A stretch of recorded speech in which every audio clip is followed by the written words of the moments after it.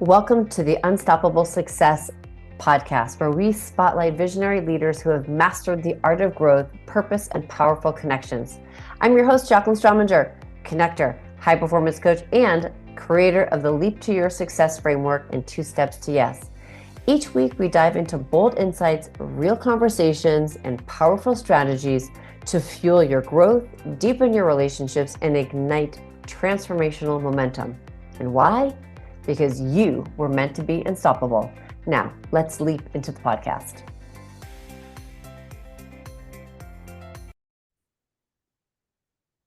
Well, hello, everybody, and welcome to another amazing episode of Unstoppable Success. I am your host, Jacqueline Strominger, and on this podcast, we hear from amazing humans and how they have had unstoppable success, the good, the bad, and the ugly. And today, I have an amazing guest, Roy Coughlan, and let me tell you a little bit about Roy, because you are going to love his wisdom.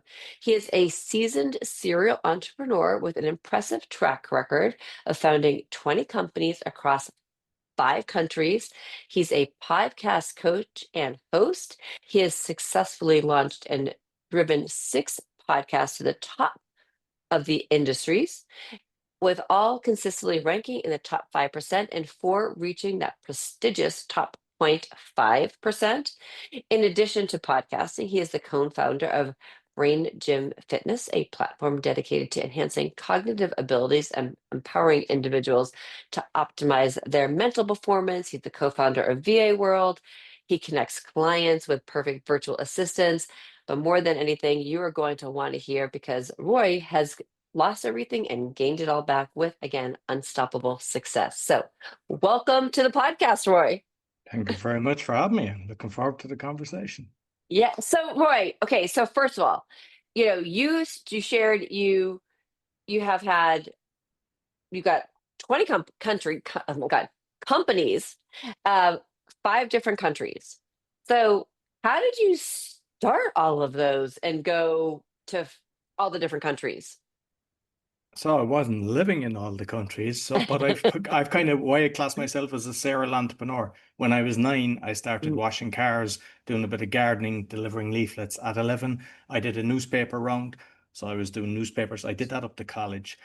When I was 14, the money from the newspapers, I bought a lawnmower. So I went around cutting grass, and then I had people working with me. And what I would do is the people with me, I give them a third. I'd say a third for you, third for me, and a third for the upkeep of the lawnmower. That's the way I did it.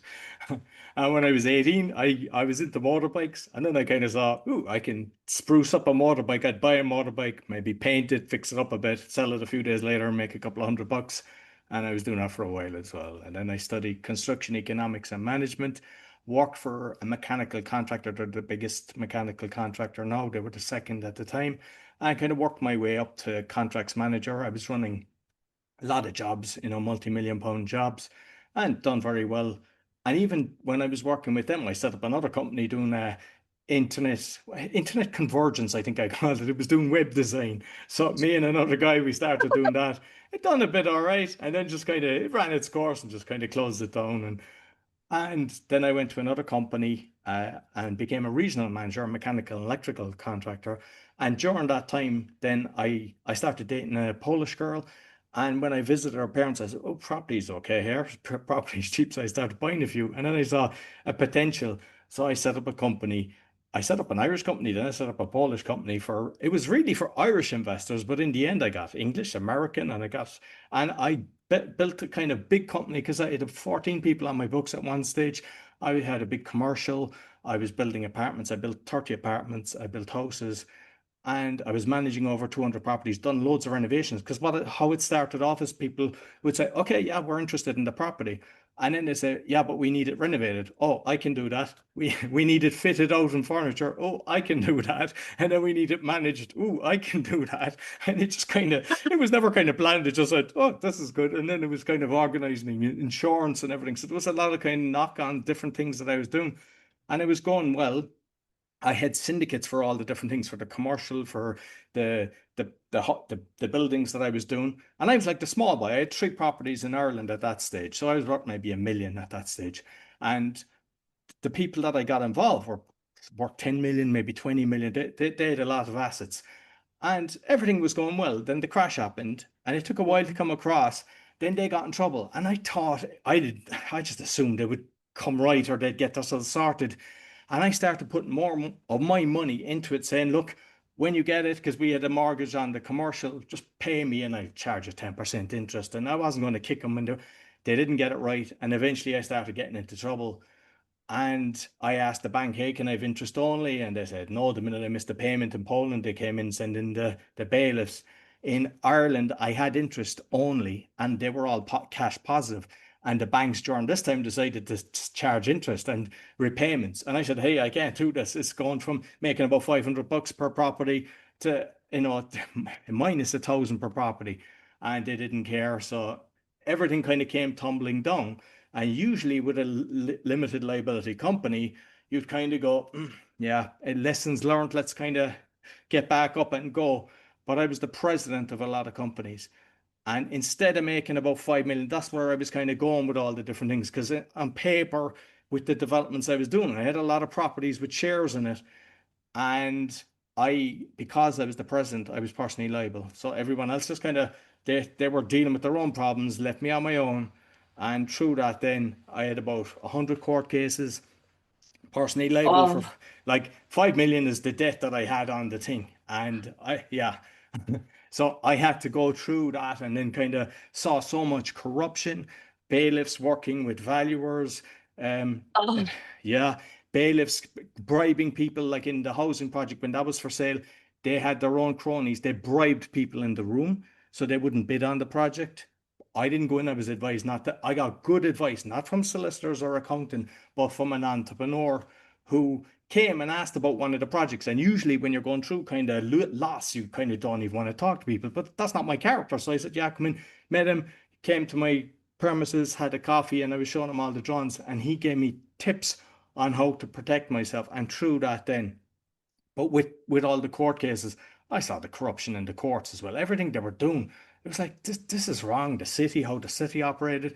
So that kind of built up my strength. It was a hard time, obviously, to go through. I lost my all my houses in Ireland, including my personal belongings. They just locked up the door, and yeah, and I went to a high court in Ireland. I had 8 cases there, fighting for one of the things, and I just saw so much corruption there as well. I was like, what's going on? So I'll give an example. In Ireland, there was one of the people I was listening. So it's not like you just have a plaintiff defendant with their solicitors, and it was like you have one judge and you could have 150 people there. They were mainly barristers who were the high-end attorneys, and most people didn't even turn up. I was representing myself because I'd lost everything at that stage. But there was one case I was listening to, and they said, we got KPMG to investigate the interest rates. We were overcharged €15,000. And they just said, when was that? 2 years ago. He said, you should have took it up with them then. Banged, rule in favor of the bank plus interest plus penalties. Every single case was like that. And the way that it's done is there's an affidavit, which is a sworn statement. I didn't even know what an affidavit was. I had to ask somebody, what's an affidavit? So they made this sworn statement about a property that I had. And basically, how the market went. This property was worth €400,000, and then it dropped to €125,000. I mean, that shouldn't happen. That's just the way right. they stopped lending. They would throw money. If you had a pulse, you got a mortgage. And then they just, even if you'd And I just, 50%, right. if you'd 50%, I knew people in Poland, they had 50% payment, they couldn't get a mortgage. So it just shows they turned off the tap. So on this property, eventually it kind of came up as I was still trying to fight through it. I was getting money coming in from different things. I was trying to, before they actually took it off me. And what I said is, I had an offer of 200,000 on a 220 mortgage. And I said full and final settlement, and they refused. And they sold it for less. And then they came after me for the excess. Yeah. They sold it for 165. And My gosh. yeah. So through that, then I created my affidavit. And what I had on it was one, there's a billionaire, Dennis O'Brien. He got a 300 million write off from the same bank. I said, you give him a write off and he doesn't need it. He's a billionaire. And he wouldn't give it to me. I had where the bank were fraudulent. They were on telly. There was somebody done a documentary where they were doing insurance fraud. I put that into my affidavit and a load of other things. And they could never respond to my affidavit. So each time, a different judge, they're just getting your file. They're just looking at it for like a minute, 2 minutes. And your life is on the line based on this, that you're personally liable for a lot of money. And usually, there was some nice, maybe two of the eight were nice, but a lot of times they were attacking me and the barristers were nasty. And I don't know, something would come into me and I just say something and they go, all right, so let's come back. And it's a different judge. And the seventh guy, he said, what's going on here? Why haven't you responded to his affidavit? Because legally they're supposed to, because that's my sworn statement. And they're supposed to say, hey, he's wrong, and they couldn't because I Right. was 100% right. And he said, I'm awarding him €1,400 travel expenses, and you better respond within 3 weeks or there'll be serious consequences. So I went away happy out, came back thinking, I'm going to win this, is going to be grand. Right. Different judge. And like you started off, I don't know, was it 9:30 or something like that in the morning? And same thing, a room full of people. If I don't turn up, they just rule against me. So I have to be there. And the judge starts and he goes, oh, this is going to take longer. We'll do it at the after lunch. So I still have to stay there. Then after lunch, he starts about 15 minutes. He goes, no, it's taking too long. We'll wait till later. So it was nearly 6 o'clock that he'd done my case. The uh, the barrister for the bank started going through the whole thing. Then it was my turn, and the judge kept stopping me, like he wouldn't even let me talk. And somebody stood up and said, "Hey, what's going on here?" He says, "You related to him?" They said, "No." They said, "You'll get out if you do that again." And I was like, I said, "This is so wrong." And in the end, he just ruled in favor of the banks. But then he went to go for interest and penalties. And I said, "Hey, I'm fighting this for 2 years or whatever it was at the time, year and a half, I can't remember." And I said, they've never responded to my affidavit. And he says, fair enough. So he actually ruled no interest, no penalties. It was the only win that I have seen in the whole 8 times I was. And I mean, there could be 100 cases when I'm there listening. And so I was thinking, I'm going to the EU about this. I said, this is total fraud. And what I found out when I tried to do that is you have to appeal. And the way it works in Ireland, some countries, if you have a case like that, it doesn't go above that amount. The amount, it was like, I think 68,000 or something like that euro, the amount, but it could have been like 300,000 if I had lost on the interest in the Right. because Right. these guys charge 10K a day, like, so it's expensive, these barristers. And what happens? They said I have to apply, appeal, but what it does is it opens it back up. So not only, so it would be 68 plus all of the other one plus the new one. And I said, I'm fighting corruption. So you could be like 68 versus Right. 500,000. And I just said, no. And then through that, then I started going down the route of learning sovereignty, common law, and going, how are they doing this to us? How are they actually controlling us in such a way that they're not looking after the individual, that they're they're corrupting every single thing they're doing. And just through that, then I'd encourage everyone to kind of start learning this, learning the power of the signature, learning when they're writing to you, because they'll write to me, say, Mr. Roy Collin, or all capitals Roy Collin, and that's not me. That's a corporate entity. So when you figure that out, they can't prove that you're a living soul. And it might sound stupid, but because I know everyone is going through this kind of thing internationally. I've seen it everywhere, the way that they do these things. Look at letters that you're getting from them. And are they writing to you like a normal person? And it's usually Mr. or all capitals, and that's a corporate entity. And you just figure out that and then try to learn how to write to them and different things. I cover that in one of my podcasts. I get a person on once a month at least. And I'm just different ways of, like, even with GDPR, and I'm sure in the States what ways them, but in Europe, GDPR is like data protection. So even if they're passing your information on to the bailiff, not allowed, data protection. And it's like when you know these things, they just back off. And I've used that because I've had so many cases. They had, like, I mean, I'd had my accounts emptied and everything. So once I started learning this, at one stage, went to a barrister, I started using that. They're just gone, disappeared. Another time, a court again, they tried to get me to come in for something else. Use that. I never heard again. I thought, detectives, I've had cases where I had a criminal case against me for a building that we had. It was a tenement building.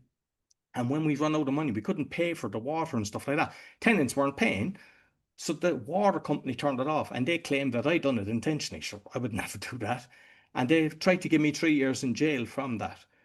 Yeah, and I won that as well. But it's like when you go through these things, they just attack you from every direction. And you just have to learn, you have to learn their rules because they're playing games. You're nothing to them. And you think a solicitor will actually have your back and understand everything, or even accountants. Every time I've done something, it was actually my own knowledge and trying to understand things. Even if I had, like, I had to have somebody with me for the criminal case because that was like scaring me. It was like, what's going Right. on here? And the reason I won was I was passing information or just whispering to the my solicitor saying, hey, say this, say that. And I catch him out in lies and ended up winning. But a lot of people, when they're in court or whatever, they're just same with an accountant. They just pass it over, like give their bucket of receipts to the accountant, thinking he's your best interest. Same in court. Just listen. You have to look after your own business. You have to look after everything. Roy, this is actually really interesting. So, you've been through a lot, right? Like, I mean, that's like that, like all that you've gone through, you know, all the court cases, but it's a huge life lesson. And listeners, I think this is something that I really want to make sure that everybody understands. And I'm going to share that something happened the other day with me in one of the businesses that I have, that this really came true and really important. You have to really educate yourself, and you have to be your best advocate. And if you're going to be unstoppable, you have to get the knowledge. Like, you have, as you said, shared, like, you are passing information to the solicitor. Don't just be a bystander. You have to be there fighting. And it's the same again, also like in medicine. Like, if you go to the doctor, don't just take their word for it. You have to fight for yourself. If somebody says to you, you can't get you know a doctor appointment for 6 months, fight it. Like, there are ways you can get in. Trust me, I know. Or don't just don't just take the answer. You have to educate yourself, because just because they may have a title doesn't mean they're right. Absolutely. And like a So lot of people put too much trust in the white coats, and what you need to do yeah, is find alternatives because they block all the alternatives. And you start looking at how I can do this. And even if you get a diagnosis, go to a different one, go to a naturopath or something like that. Just get alternatives. There's some that can check your eyes and see what's going on. And a lot of the times it's something natural instead of cutting parts of your body out. Because once you do yeah, that, it's hard to go back. right. It's so true. So Roy, you're at this point, right? And you're having all this stuff at you. Like, how have you, and what are the steps that you had to take to come back? Well, one of the things I suppose is during it, because a lot of people they they kind of think of the lack or the stress from the situation. Like at the time when I was going through this, like banks or credit card companies or stuff like that, when things were bad, like they're ringing you daily, abusing you. And like when you're out of money, like that's not good for your health when they're doing that. I mean, I don't know if they're still alone doing do that, but I'd say they are because I mean they have one floor that's thrown out the money, the next floor to be as soon as you miss a payment, there, and then they have somebody that's just they passed it to the debt level and they're just abusing you. So the one thing is stop thinking of lack. Stop thinking of what you've missed and what's gone. You're not going to help yourself with doing that. So it's like I started. I came across a thing called the 6 phase meditation, and it was a guided meditation. And then I kind of created it myself. And it was one is gratitude.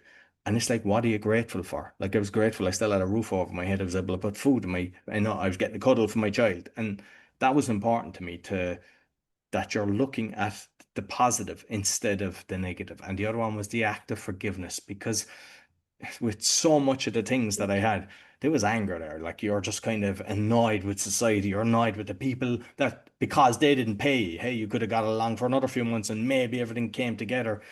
And it was, I have to forgive these people. And some were easy, and others, because the numbers were big, they were hard. And I kept trying. And how I actually done it is I brought him back to the child.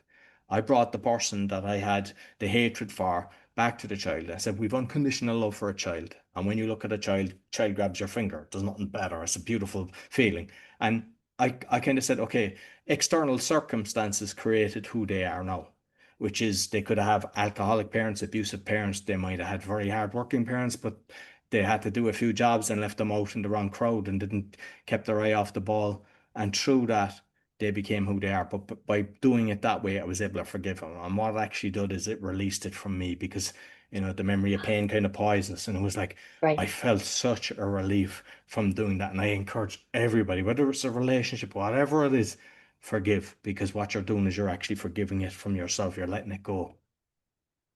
I love that you brought that up because, you know, part of the meditation is, and whether you call it meditation, whether you call it affirmation, you can, a lot of times, but it's the positive talk that you need to say to yourself and be able to understand that, if you can be grateful for what you have, you can be grateful for the health that you have, you can be grateful for the smallest things.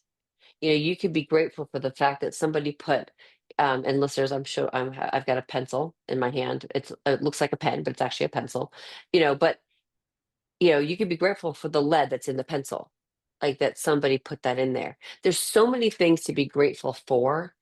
And when you start to have that gratitude, it is amazing the calmness that starts to come over to you and what happens in between the two ears, right? And um and one of the biggest ways to have that unstoppable success is by what you say to yourself, right? Like the stories that we say. So you started doing that, that the meditation, being grateful, forgiving. Did you start did you did you start writing down a plan? Did you have an idea as to where you wanted to go? I remember one of the clients that we had the tenement building with, because that didn't have a mortgage. We were able to kind of save that one. And what he said is, he says, money solves all problems. So then you start concentrating on the income instead of and it was just kind of looking at the different things and like one of the commercial properties, there was a guy that I had met that I mentioned he gave me the advice. He bought that. So even though I put a load of money into it, I didn't get anything from it, but I took a massive debt away. So he bought it on the condition that the debt was gone. And it just from learning the different things, just cleared the decks. And Yeah. and like say on the meditations, the mindfulness is another one that I do. It's like just being totally present with what you're doing. Whereas before you're chugging through life or you're chasing a dream. You're going, oh, when I get this, I'm going to do this. When I get this, I'm going to have a bigger house. I'm going to have a better car. I'm going to do this. And it's like when you take a step back and you're just like, I love looking at the birds, the ants, nature. When I'm walking, I'm just watching everything. I'm looking at the trees. Like I saw something a few months ago about a tree that people were saying, you talk to the tree and the tree touches you. And I read a book, The Hidden Life of Trees, a few years ago, and I was shocked. It's like it's all connected. And I'd done that and it touched my face. I was like, this is incredible. And then I was telling my mom, and she was next to me, and like as in on the phone. And I said, and she saw it happening, and it was like you wouldn't think that's possible. Like, if somebody says that, they say, put your tinfoil hat on. But just being totally present, it just makes life so much better, and things slow down. Like sometimes people say, how are you able to do so many things? Like 6 podcasts and all the different things you do. And it's like just being totally present as well. I'm not all over the place. I'm not trying to scroll through my phone when I'm doing an edit or something like that. I'm just totally present. And by just being totally present, I believe time slows down. would I would probably, I agree with you on that. It's the time. It's not that I would think it's because you become focused on what you're doing. You're able to actually get the things that are done and you are present in it. So you're not being distracted. The distraction creates the dizziness, right? Like if we can think, about, again, like, present in what you are doing, not be thinking about, okay, all the other things that are going on, but really being able to, you know, like listen to the brain as to what you are doing right that minute, right? So what steps did you have to take to learn really, again, to become totally present in what you do?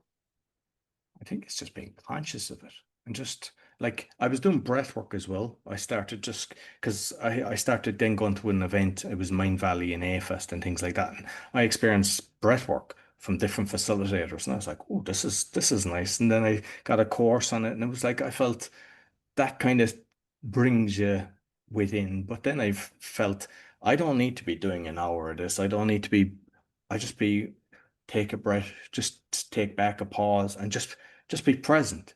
Like I'm I enjoy cooking. I like because I think like I'm totally present with the cooking. I'm enjoying putting the seasoning on and everything. And everything I'm doing, whether I'm doing a grill or whatever, if I'm playing with my child, I'm playing with my child. I'm doing the different things, and it's just, I suppose, the more you do it, the more you realize, okay, this is more enjoyable, rather than Right. thinking you can multitask or just like so we've all been guilty of the phone and you scroll away and then you look and you go, where's the last 3 hours gone? And it's like when you've got a lot of things that would be more better served if you did them. And then just be conscious of that and track it. And like I removed the apps on my phone. I just thought, so I got rid of Instagram, I got rid of LinkedIn and all the different things on my phone. It doesn't mean that I don't do them on the computer, but when I need to, when I see the message coming in, or I go in and check them on different times. But Right. when you're on the phone, what happens is you go from one to the other and you're just going, and it's like, nah, this isn't serving me. And just being conscious of what's serving you. Right. And I think that's actually a really two things that you just said, I think that are really key. And listeners, I think that it really helps with that to helping to be unstoppable is that you're doing the things that matter most to you and that are specific to where you want to go, and you're not being distracted with the noise, and that you took the things off your phone, and that it's like the schedule time. Okay, I'm going to go onto Facebook to do this. I'm going to go on to Instagram and do that. Like my time, whatever that business time is, you've plotted it on the calendar, or it's like I'm going to answer email like twice a day. Put the note, like you can even put it on your in on your signature. I answer emails twice a day. you know, my work hours are these times, right? So, and abide by that. And so that we don't have that noise and we don't have that distraction. I think it's great. I think it's brilliant, just not, and I'll share one of the things that I love to do. And I did this the other day is that I had to go onto Facebook. I was typing an email and I wanted to put a link to a group to share. And I said to myself, why do you keep going on there to get the group? Just take the copy of that group if you're going to be referencing it a lot. Anything that you're referencing a lot, put it as a text replacement, right? Like, so find those things. If you are doing that repetitive task or you're sharing something, find a way that you can either have a cheat sheet or something so you're not going onto that social media when you're not in your time slot, so you don't get Yeah. distracted, right? No, I have a Word document with all my X and everything. So when it's needed, that's what I do. Just copy and Yeah. paste the different relevant ones and I mix. Because what happens is you go in to do, say, the group, oh, I must copy the group of this. You go in and before you know it, oh, there's a message. And then you're gone. You're like scrolling, you see a reel and you're like, oh, this is. But one of the things actually, because you were asking about kind of different ways to overcome, is you can't have two emotions at once. So when people are feeling depressed, anxious, stressed, find what actually makes you smile and what cheers you up. Whether it's dancing, put on the music, the songs you like, and dance away on your own. Don't care. I Just love do it. that. Get a book if you enjoy reading. Like the amount of times I'd say to somebody, say, I love reading, but I don't have time. I just say, okay, you're to do it now. I'd encourage them to. And then you talk to them a few days later and they actually listen to you. And you can see them, their energy levels are up and everything. And it's like we tend to just put our joy to the end of all these tasks and everything. I make sure I read every day. I love reading. I make sure that's part of my day. So find what you love, whether it's art or something like that. And like I like with one of the podcasts I do, I'm exposing fraud and corruption. And sometimes I'm going down dark ways that I don't want to, but I need to kind of expose this stuff. And what I do is I look at comedies and stuff like that. That's my escapism. And it's like I make sure that I've stuff that I'm present when I'm researching it and getting it so I can tap in with the emotion. but then I'm able to tap away. Whereas I know some people they can't, and they end up kind of stopping, whether it's podcasting or whatever, because it gets too dark for them.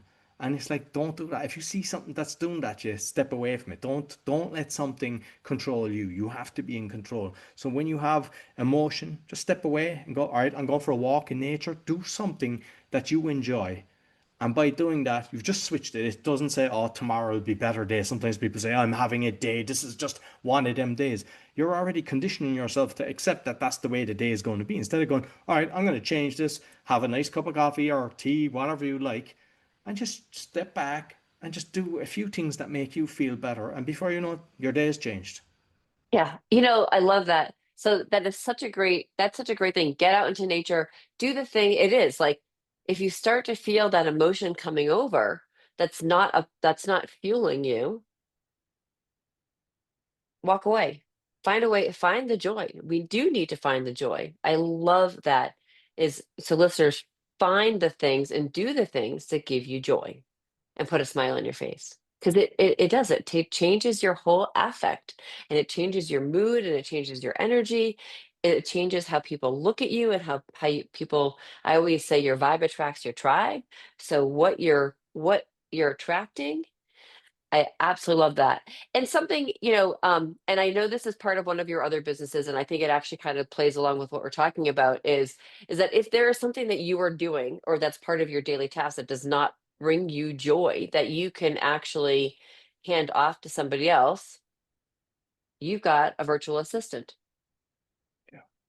And it, like say for the podcasting, the shorts, and what I'd kind of do is kind of reduce the steps. So sometimes people would say, "Oh, I'll send the video to be then created with the shorts."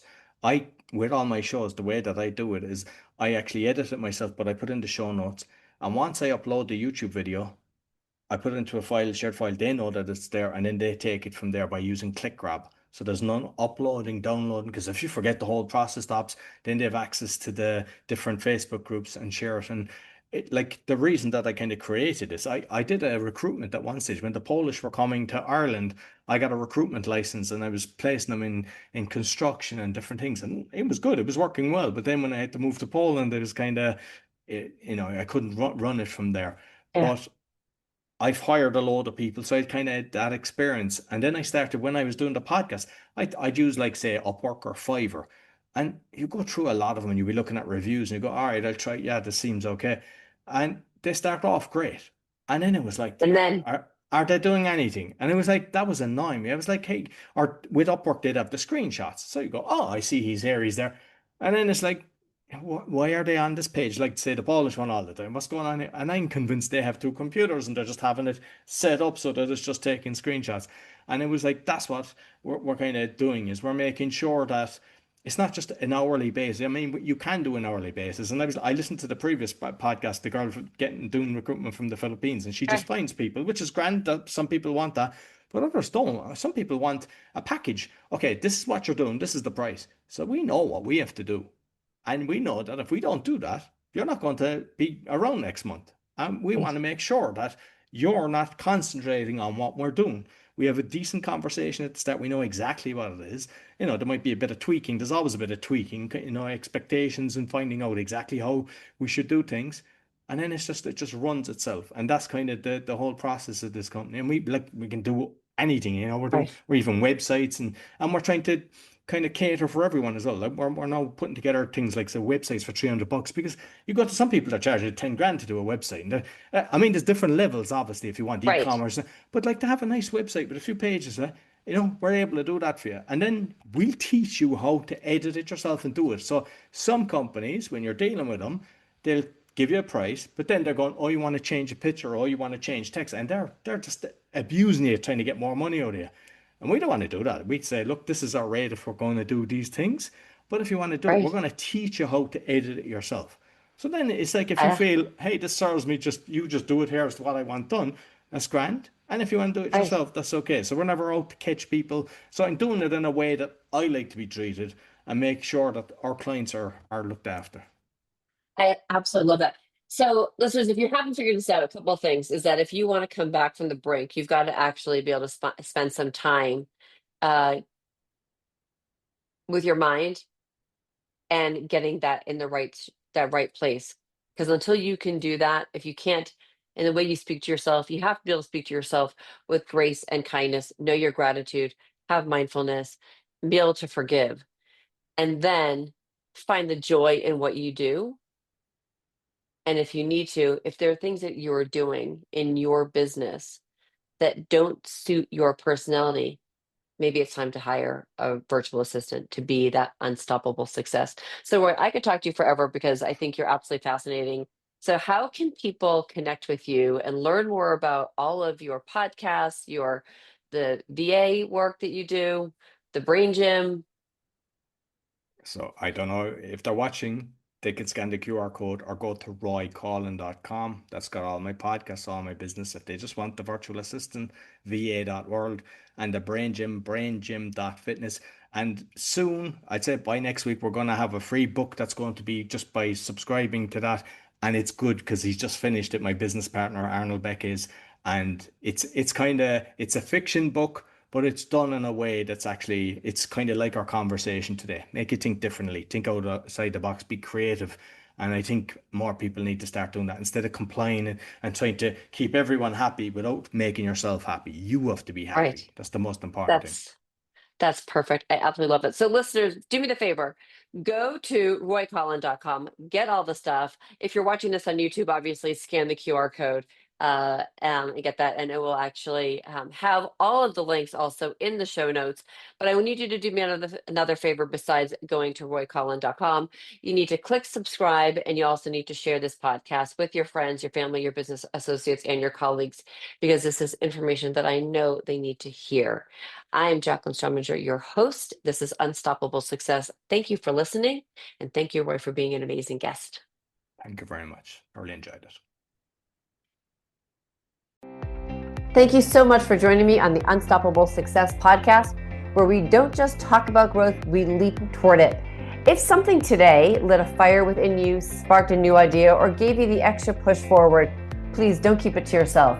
Share this episode and podcast with a friend, colleague, or fellow high achiever.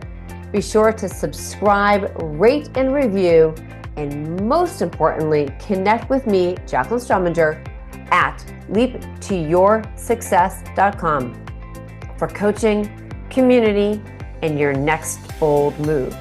Keep leading with intention, keep building your network with purpose, and most of all, keep leaping, because you were meant to be unstoppable.